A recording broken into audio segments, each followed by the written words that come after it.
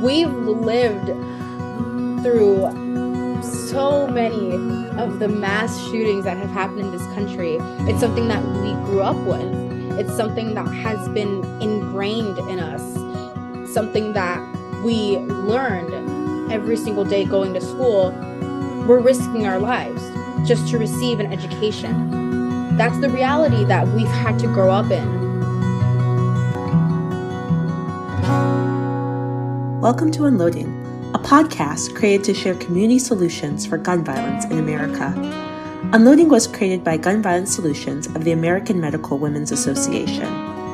I'm Kat, a pre-medical student in Chicago and assistant director of the American Medical Women's Association. And I'm Minorvi, a fourth-year medical student based in New York. And we're here to show you how individuals across America are responding to gun violence in their communities.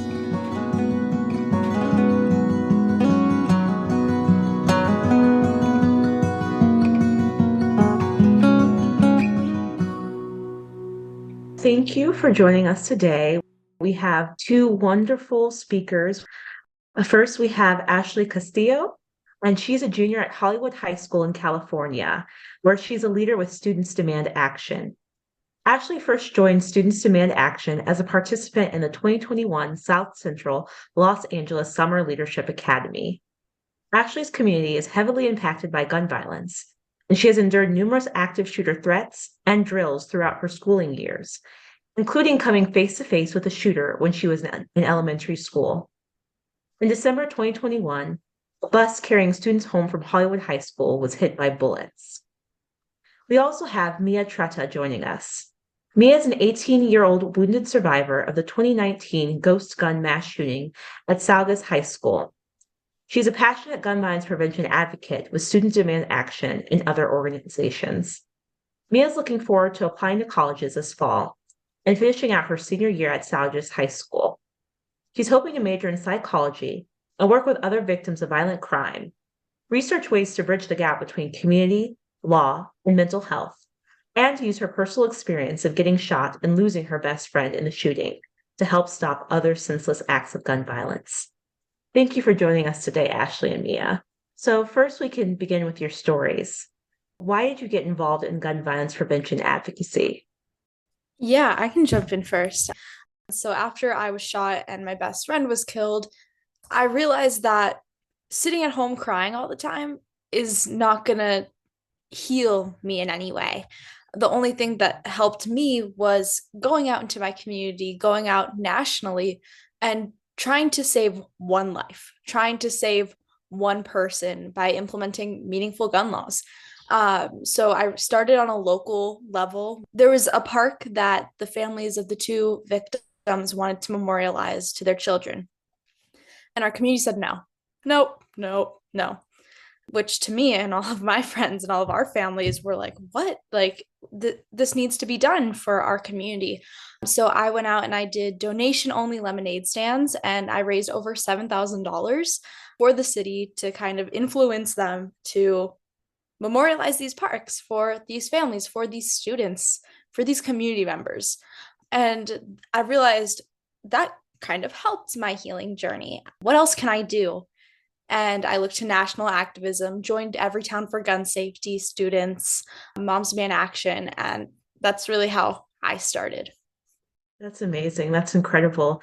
So how did you get the idea of a lemonade stand? Did you sell a lot of lemonade growing up, or what sparked that idea? No, so I actually have no idea.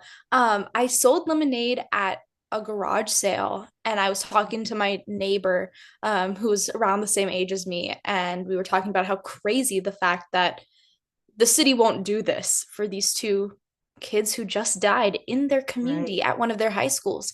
And that's really where the idea came up, and we did one at CVS outside and raised about $1,500 there, and raised the rest just one Saturday sitting at that park that we wanted memorialized. So that's really where it started. Wow, that's incredible. Thank you, Mia. Ashley, would you like to share your story? Definitely. So Gun violence is something that has always been heavily prevalent in my community because I live in South Central Los Angeles. And so it's something that's so common. Something I hear a lot of people say is you can't really sleep at night until you hear 2 or 3 gunshots because then you know you're home. And it's something that has become so normalized in our community that we almost become desensitized to it. And going to Hollywood High, my previous high school, I saw a difference in the climate and the atmosphere because it's about an hour away from where I live. It's downtown Los Angeles, and not everybody is really familiar with that kind of experience. Many people are, but not everybody was. And seeing this community having been impacted so many times, having swattings and lockdowns, bus shootings, student threats, outside threats, it was really hurtful to me to see my community struggle and not have any resources that would allow them to heal, as well as learn about things that they can do to help aid in this movement. And so I started when I joined the Students Demand Action Summer Leadership Academy in 2021. And after really learning about the issue and learning about what can be done by students, what can be done by young people, and learning about how prevalent it truly is on a nationwide level, it made me realize we need something like this on our campus. We need something like this to allow us to not only heal, but also to be able to say, hey, we are tired of this and we need some kind of change made. So I started a Students Demand chapter at my high school. And at first, it didn't really move along too quickly because nobody really knew what it was. But after the shooting in Uvalde, Texas, we held a walkout along with 280 schools across the nation. And that's really when it started growing. For us, this walkout happened the week after we had a gun threat at our school. So it was a really sensitive time. And we were still healing, but we realized that we were outraged and we were tired of living in this confined environment where we felt like we weren't even allowed to grow. We weren't allowed to learn because we were so worried about our own safety that we didn't have the time for it. And that's when our Instagram jumped from only about 28 followers to almost 400. And those consist now of students and parents and faculty. And we are the resource that our school uses for updates when emergency situations happen and for information, for educational resources in regards to gun violence. From there on, I was like, well, this should be in every school. It shouldn't just be in our school. It shouldn't just be something that we get to have. And so I started with LAUSD. And they just passed a resolution to recognize both National Gun Violence Survivors Week as well as National Gun Violence Awareness Day and Wear Orange Day in June. And we are the second largest school district in the nation. So knowing that that change was made and being an example for that, knowing that that stemmed from me joining the Summer Leadership Academy 2 years ago, I never thought that I would reach this point. And being able to continue on that work is something that motivates me every single day. That's amazing. Both of you are so young and are so inspiring to take your experiences and to take action really in your own communities is truly inspiring. And that's, the reason that we're doing this podcast in the first place. So thank you for sharing that. I know both of you kind of talked about healing and how taking action in your own ways has been part of that healing journey. I think especially, and I know Ashley, you just touched on this, a lot of these mass shootings or firearm deaths in general, they have started to become desensitized. In the media, you see it every day as a news notification and people say, oh, it's just another mass shooting. It's just another day in America. And I think it's important for young people, especially witnessing this on a daily basis, to not be desensitized to this. This is not normal, and to realize that it shouldn't be a part of everyday life. What is your message to young people in the form of healing and when we talk about kind of making sense of the senseless violence? Yeah, I mean, we know that there's so many schools and shootings, especially urban violence, that falls into the category of just another statistic, which is what we want to stop happening because one death is enough. People look at my school and go, oh, only 2 people died? Like, yes, 2 community members died, 2 family members died, 2 brothers, like they're humans, and it doesn't matter if 17 were killed or one. It's kind of ridiculous to think that that would even cross someone's mind to say, oh, that's pretty lucky. And I think a lot of people, and I know a lot of people, haven't even heard of Saugus High School. It doesn't register to people because it's not Parkland or Columbine or Uvalde. And I think, not that we can all remember all the names of all these shootings because there's so many, but each and every one of them has so many voices and so many stories that will likely never or rarely get heard. So I think that's something that's hard to tackle in itself.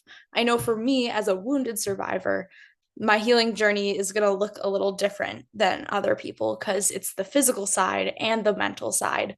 But after a school shooting, no one hands you a handbook and says, here's how you heal. It's very personal and it's hard to deal with. And I know even in trying to find a therapist for myself, there's a lot of trauma therapists, right? But a lot of them see kids who deal with divorce because that's childhood trauma, or a car accident.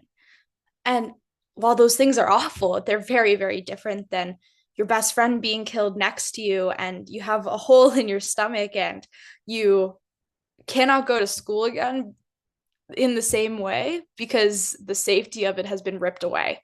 So I think healing from gun violence in general, and especially school shootings, it's a completely different monster than other traumas. And not saying that other traumas aren't bad too. It's more of the lack of resources that often just aren't there because it is a newly exponentially growing tragedy.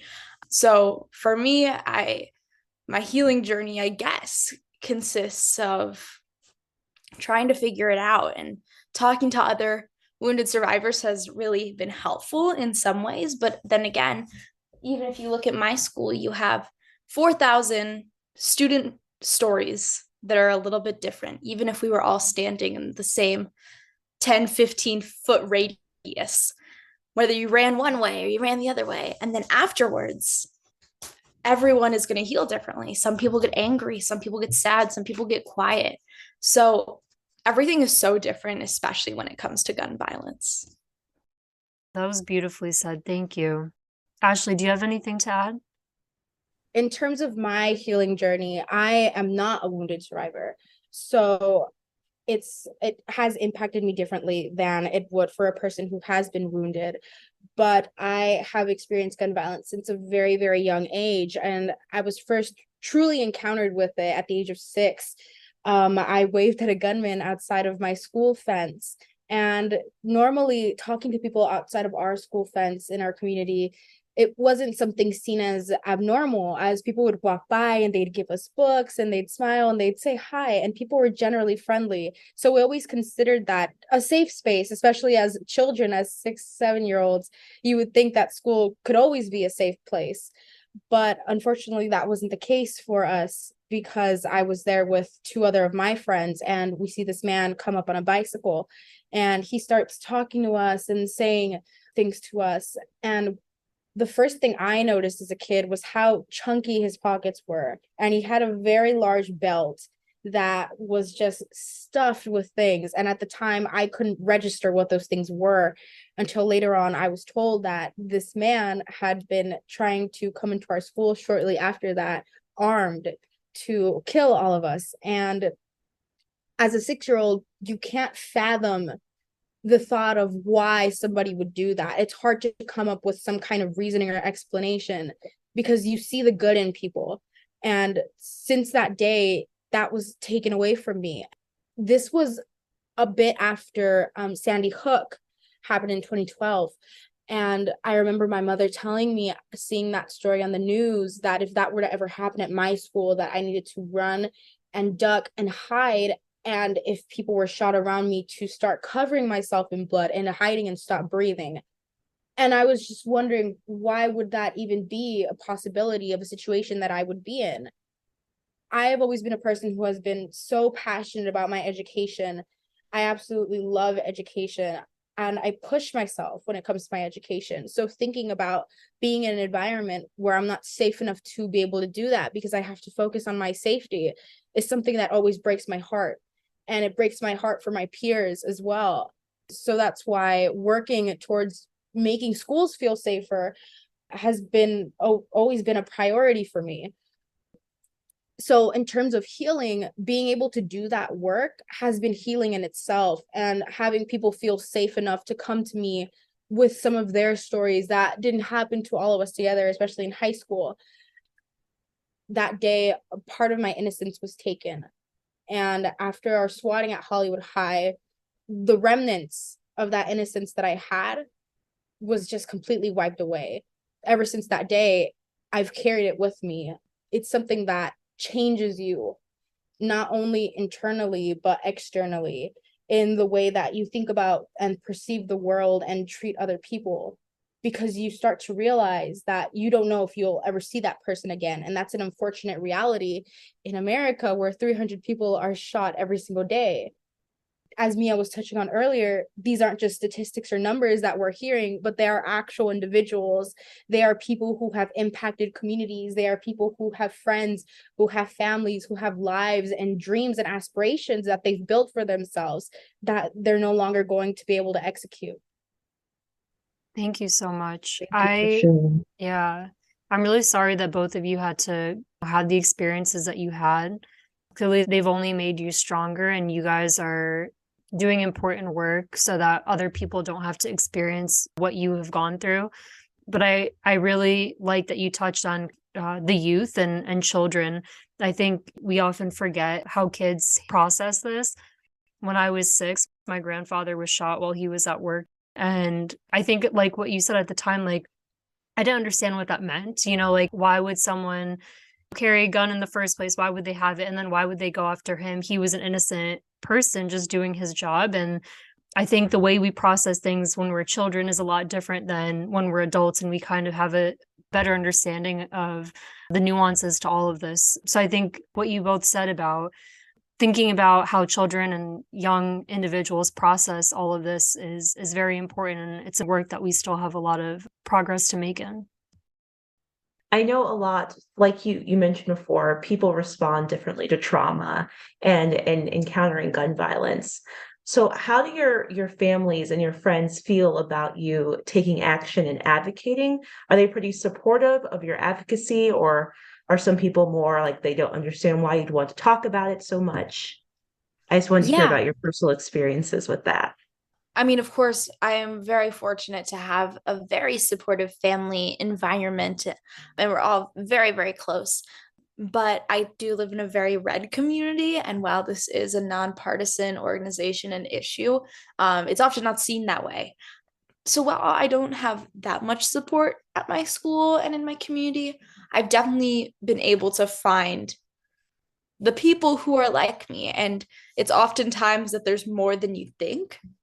I know my students' demand action group is 175 people now, which is a huge win, especially in our community. And that's within my high school. There's about 110 of them, and then the rest are from different high schools throughout the Santa Clarita Valley. So my friend group that I personally hang out with is all very pro the stuff that I do, but my community in general isn't. So that's been hard to balance, and making sure that everything is very nonpartisan and to a T. And like when I did the same walkout that Ashley did and that she talked about, we had over 1,000 kids walk out. But when we walked back into school and we were marching and chanting, there was a Trump flag pulled out that was bigger than life. And then people were throwing things and throwing fists at people and spitting on our superintendent.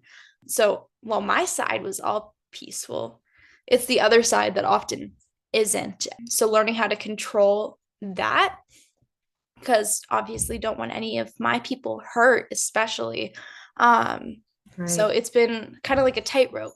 Definitely, going into this advocacy, it's honestly at this point expected, because we are so divided as a society by politics. It's something that is truly expected of this issue. In terms of my family has always been very, very, very supportive, at least my immediate family. But I do have outside family in Guatemala who don't really understand, because their community is so heavily impacted by gang violence and gun violence, that they don't understand why we make it such a big deal here in the United States and in America. They oftentimes tend to think that we over exaggerate it, because they don't know the extent that we experience it here. Because when they compare it to their community, they think, oh, it's the American dream. Everything there is so much better. Everything there is so much livelier. Everything there allows you to be free. You're allowed to get better jobs and have a free environment and pursue your dreams. When in reality, we are almost just as confined as they are, in terms that every single day we lose people. Every single day, hundreds of people are being shot and killed, and nothing is being done about it. And that's something that they don't tend to realize. So sometimes they can stray away from being supportive. And it's hard for them to see the extent of it, which I understand from their perspective. Here in South Central, we are impacted by a lot of gang violence. So it's something that is very, very, very common here and in lower income communities, where you drive around and you see the barred windows and you see the fences and the guard dogs and the things that people have to have just to feel safe. I have the Citizen app on my phone because I feel like I need to be alert and aware of everything around me. And every day it's 0.2 miles away, 0.5 miles away, a mile away, 1.5 miles away, somebody assaulted with a gun, somebody shot, shots fired, multiple people shot, people dead, people wounded, every single day. It makes you realize that we really are just as bad. You leave one place, and especially for my parents, you leave one place to escape the violence. My parents left on asylum, and you come here and you realize that you have to face that same violence that you were just trying to escape in your own country, just in a different form and in a different way. Of course, I encounter people who aren't as supportive, who have different views and have different perspectives. Something that I have always liked to do is kind of sit and have conversations with these people, because at the end of the day, we are all different individuals with different experiences, and we were all raised differently. It's important for us to keep an open mind and to allow ourselves to grow and to see these issues, especially the issues that are affecting us so devastatingly. Because at the end of the day, nobody is going to ask you whether you affiliate with one party or the other party before they shoot you. They're just going to shoot you. So it's not a party issue, it's a human issue. Thank you for sharing, Ashley and Mia. So, Ashley, you talked a little bit about what you've done with Student Demands Action, and you talked about the walkout. What are some other ways that you're involved in Students Demand Action? I founded my Students Demand Action chapter back in 2021 at my previous high school, Hollywood High. And I still help them, of course, because they are a new group, they are a new club, they are very new to things. And so helping them with their events, with voter registration drives, with events for the different awareness months that we have, for Domestic Violence Awareness Month, this week, of course, for National Gun Violence Survivors Week, and events surrounding that topic, as well as other topics that do intersect with gun violence, helping them with those kinds of events and those issues. Also, as well as Mia, we hold seats on the National Advisory Board with Students Demand Action, so we do a lot of work with them as well. And this upcoming summer, I'm actually going to be hosting the South Central Summer Leadership Academy, which is the program that introduced me to Students Demand Action. So I will be able to do that full for circle.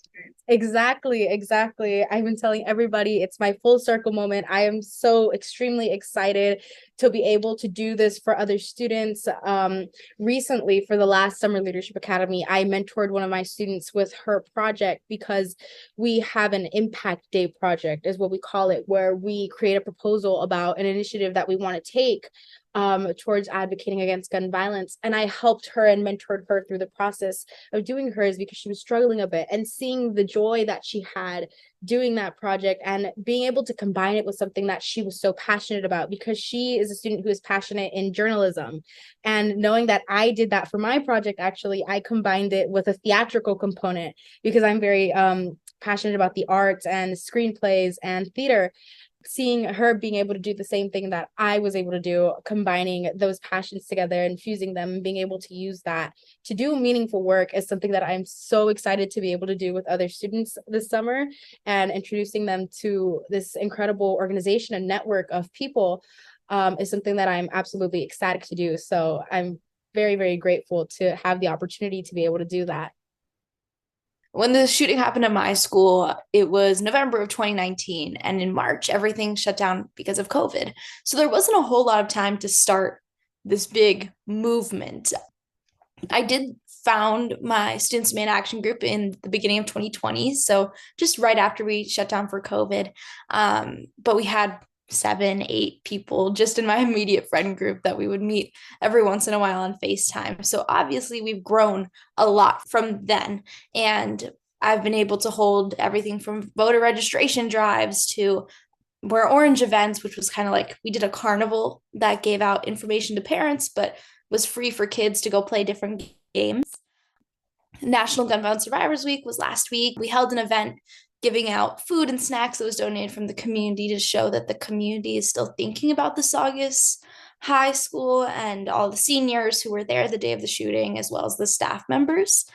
We do a lot of training, so all of my students who are in my group have been fully media trained, as well as trained on different bills. And we're starting a Be Smart initiative for safe storage to get different posters in classrooms, as well as information given out to parents, students, staff, and we're working with our superintendent on that. As Ashley said, I'm also on the National Advisory Board for Students Demand Action. I did demand a seat through Everytown for Gun Safety. I'm a fellow at the Survivor Network. I did a lot of ghost gun policy work since I was shot with a ghost gun, but when the shooting happened, I had no idea what that was. Neither did a lot of the rest of the country. So being able to learn from their policy team, as well as inevitably training different moms groups, volunteers, students groups on what these emerging threats are, which inevitably brought me to working with San Francisco, San Jose, and different cities on getting ghost guns banned, and then working and speaking and introducing President Biden during his federal ghost gun regulation in the Rose Garden of last April. So really my activism started on a national level doing ghost gun policy work, and I taught at GSUO, which is our gun sense university.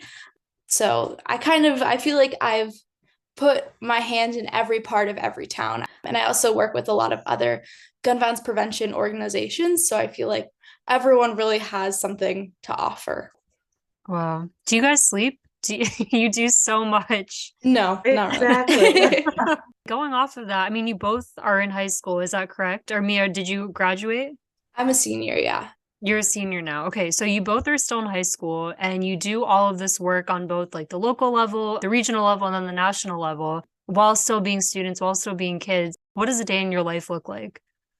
I know for me, I go to school from 8 to 3, so that takes up a chunk of my day, but pretty much every lunch period, I'm either at a club meeting, because I also am the treasurer of a body dysmorphia club for kind of raising the awareness and getting rid of the stigma around that.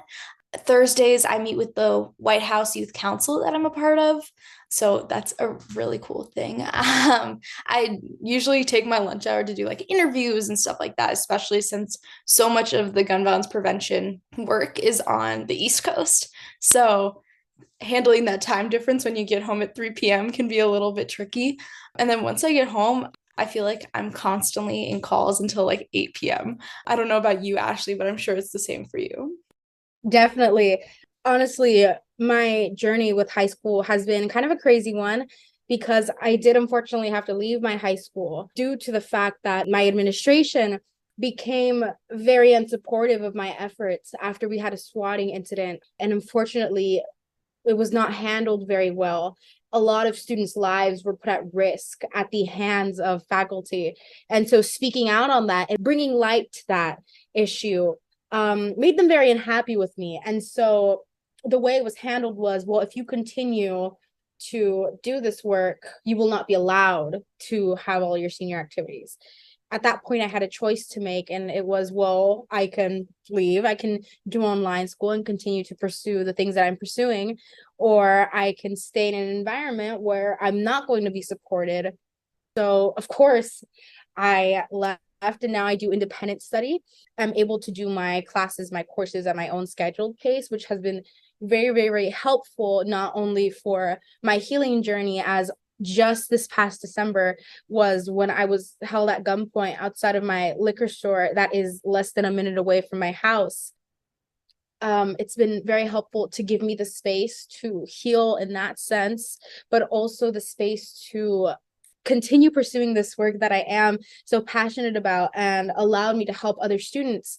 Just because I wasn't there didn't mean that I wasn't going to continue fighting to create change that was going to help not only them, but the future generations that come after us. Because a lot of us know we want to send our kids to where we went to school. We want to see them grow up in the communities that we grew up in, except not surrounded by all this violence. And so, of course, keeping those people in mind every single day is something that has just been a part of my routine. It's not something that you necessarily forget about. As for me, being a young person, I am very, very, very involved in a variety of things because that's just the person I am. So in my spare time, I like to do a lot of scientific research, especially with CRISPR technology, because I do want to be a neurosurgeon and researcher when I grow up, as well as a politician. Lady in STEM. Yeah, exactly. Women in STEM. My parents have a family-owned business, so I've been working towards getting my real estate license. So that also takes up a portion of my day. I perform at Phantom Projects Theater that's located in La Mirada. So that's about an hour and a half away from where I live. And I commute there because, one, there's not a lot of community theater in my area, but also because they do productions that have a lot of impact on youth.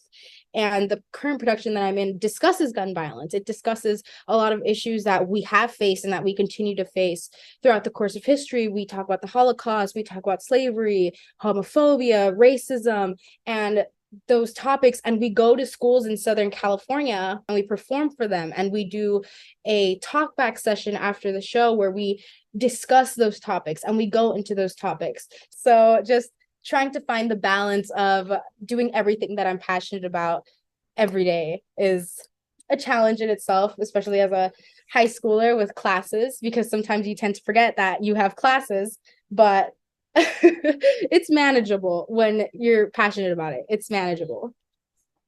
I'd love to jump off of Ashley just about some of the things that I do outside of gun violence prevention, because I think that's so important, being also a human outside of this work. I'm in two separate choirs at my high school, which has kept a lot of sanity. I'm also the president of our all female or female identifying choir. I was in choir in high school. I'm just curious, what voice part do you sing? I'm an alto, the much coolest part. Too. No Go offense alto. to all the other parts, but definitely the most fun. That's amazing. I also work with Holy Cross Hospital on an initiative called Stop the Bleed to make sure that these life-saving kits are put into schools, communities, churches, businesses, really anywhere. Recently, we were at Burbank High and we put these kits in classrooms and said, here's how you use them in case of an emergency, whether it's someone cut their finger in the science lab or a shooting. So that's been helpful and kind of not fun, but empowering to see all of these people get together on one cause. I also am our district representative for a group called Equity and Diversity Club, which if any schools don't have this, it's really cool. We talk about issues that are going on in our school, whether that's racism, homophobia. People who go to our school are on the school campus all the time, talking about things that they're seeing on a day-to-day basis, not just what a staff member might see. And then I go and I bring it back to the district and I meet with all the other equity and diversity leaders of different high schools in our area. And we think of different policies to implement in our school district. And I talk with our superintendent about things that we can be doing consistently every day to make everyone feel a little bit safer. That's awesome. You guys do so much. It's actually crazy and inspiring. I feel like when I was in high school, I did maybe like 3 extracurriculars, and I was like, man, I had a long day at school. So it's really impressive. And I commend you both for, trying to keep the balance. But like you said, it's important to have those activities outside of your gun violence prevention work. Obviously, you both are very involved in this work because you have had lived experiences. How do you get your peers and other young people to get involved in this type of activism? Yeah, I mean, high schools in general, if you don't put something on their plate, they're not going to step up to do that unless you have that one specific kid who's just always running. So I feel like a lot of times you just have to put incentives in front of it. A lot of kids believe in gun violence prevention, but think that all we do at our meetings is talk about laws and different things that we can do, and we're stuffy and that kind of stuff. When in reality, and I know Ashley knows this too, like we went and saw Harry Styles and tabled outside. Like I sent a bunch of kids to go to a football stadium. There's a lot of fun things that come with this as well. So it's not just all boring and sad and reading news articles. So I think you have to remind people of that too. Like we still are a high school club. Like we're going to have fun. We're going to have potlucks. We're going to talk to each other like normal human beings and laugh with each other, even though this is a sad topic. At least that's how I run my meetings. Like we have music when people walk in and we talk about our day, not just the most recent shooting that happened. So yeah, not that kids don't care about gun violence prevention. It just isn't seen as something like a track team. Yeah, it's not glamorous. Yes. Yeah. So you have to kind of glamorify it. Well, I think what you said, like, I mean, both of you seem to be very intrinsically motivated students and people. And so I think it might have been easier for you to, when you saw this issue, to kind of take stand and be leaders. But I think it's also important, like you said, to engage the students that might not be intrinsic leaders that, still want to get involved in this type of work. And so I think what you said about, making it fun and inviting is important too. Yeah, definitely. Of course, not everybody is going to be super motivated to do this work because it is a very heavy subject. It's a very dark topic. And of course, it comes with a lot of emotions. It comes with a lot of grief. And that's a lot for a high school student that has to tackle classes and extracurriculars and thinking about what college am I going to go to and all of these super important life decisions that you have to start making. And knowing you're about to turn 18, you're about to become an adult and go into the real world and getting a job and doing all these responsibilities. It's like, why would I want to tack this onto my day? But I know at my school and like with my community, just seeing how gun violence has impacted us, it's something that has been able to motivate a lot of my students. Like I said, after our walkout, we had about 1,500 students at that walkout. And so after that, more people wanted to do this work. More people wanted to become involved, seeing the impact that it had, because you never really realize how big of a crowd of people that is until they're all surrounding you. It's like, oh, this is a lot of people. These are all so many different individuals who have the same experiences that I do, and we all want to take part in this initiative. We all want to do something about this. So that's when I really saw a lot of students at my school say, hey, like, I want to do this work. I want to be a part of this. I want to contribute to this. And of course, sometimes it does get slow. Sometimes you have to throw in the volunteer community service hours to help motivate students, or the senior project initiatives. I know that's something that we have at my school. But honestly, like Mia said, you never really realize how much you're doing until you look back and you're like, oh my gosh, I really was not doing that much, because I remember my freshman year, I was known as the person who would run around and do everything. I was also in my high school choir. I was also in my high school choir, my last high school. And fun fact, actually, I've been voice trained for the past 9 years of my life. So voice is something that I'm also very passionate about, and singing. It's something I've always been passionate about. Wait, I have to ask you too, what voice part are you? Soprano one. Soprano one. Okay, Mia, we won't hold it against you. It's Yeah, okay. I'm not gonna hold it against you. You just can't really be in our club. No, kidding. My range goes all the way to contralto. I go from the bottom of the piano to the top of the piano. So My goodness, powerhouse. so that was always something that took up a large chunk of my day. It also makes you realize, talking to people, that everybody has some kind of story. And so that's something that also motivates a lot of people, is that everybody has a story where somebody had a lockdown, especially with schools, right? Where there was a lockdown, or there was a gun on campus, or there was a threat.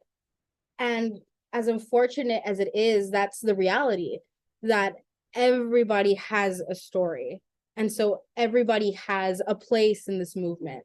And it just depends on if that person is ready to take that on into their life, or if they are ready to go out into a rally, or if they're ready to just do phone banking or text banking, or just doing what they can to contribute. Because everybody has a place. It just depends on what stage you're at, and whether you're ready or not, and how much you want to take on of that initiative. Wow. Well, you two are incredible. You must not sleep. I'm convinced that you get 0 hours of sleep a night because you do the work of 6 people. So I don't know how you do it. But thank you for sharing your stories. Thank you for sharing your time with us.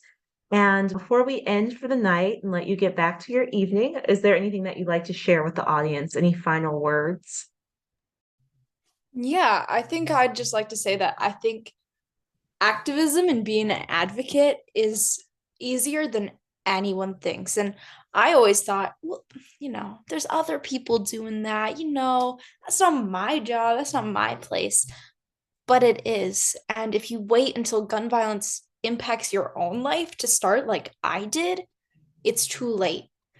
And whether it's sending out a tweet or a text to your family member who maybe doesn't believe in the same thing as you, or sending a reminder to all of your friends to vote, that's being an advocate for yourself and for others and for your community. It's really easy to start a group or join one and find one.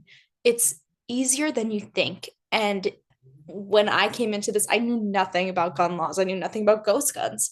And look at where that took me. So going into it thinking, I have no idea what I'm talking about, and all these people on all these calls are so educated, you're going to learn. The people in the organization, in the movement with you, want your voice, and they want you to be heard, and they want you to be the best you can be. And that means helping you and helping you find your voice and helping you find your space in the movement, whether that's behind the scenes or in front of the cameras. And I think that it's easy, and people are going to help you. They're going to uplift you. They're going to educate you and send you more documents about that one Zoom meeting that you didn't fully understand if you ask.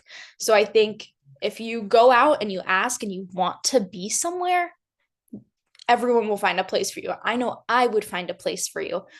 Nonprofit movements in social justice change are going to be the same way. They're going to find the place where you can feel yourself and feel that your voice is heard. Thank you for that. That's an important message. Ashley, do you have any parting words for our audience?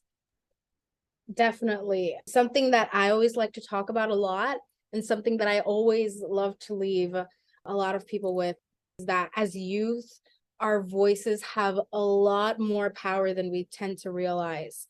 Because many people will dismiss what we have to say, saying that we're not mature enough, that we're not old enough, we're not experienced enough, that we don't know enough in regards to what we're talking about because we haven't lived enough.